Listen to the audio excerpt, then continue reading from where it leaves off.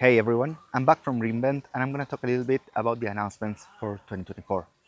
One of them is on DynamoDB, or rather there's two announcements.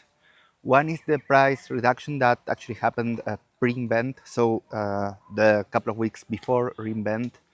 For DynamoDB provision throughput, the price is the same. For DynamoDB on demand, the price was cut by 50%, so it's actually much cheaper. And for global tables, it was cut by 66%. So what does this mean? Well, global tables, you were going to use them only if you are doing multi-region. So it doesn't really change that much, it just makes it cheaper.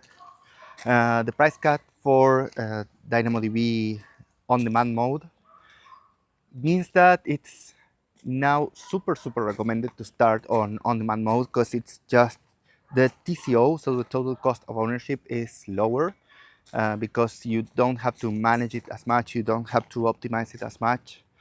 And there's a break-even point after which you should switch to provision mode. But this change moves that break-even point a little bit farther ahead.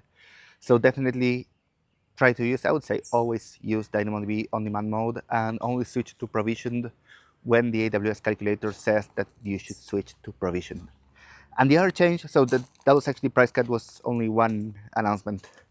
The other one is warming up the tables. So before you had to create a table in provision mode with a ridiculously huge capacity and keep it there for like 24 hours so that it would split all of the data into different nodes. Even if it was an empty table, it would prepare the index, already pre-split the index into multiple nodes, and then you could switch to on-demand table, and that way you had a really huge table. Basically, you don't pay for anything because you only pay for usage, but it's already prepared to scale to huge proportions.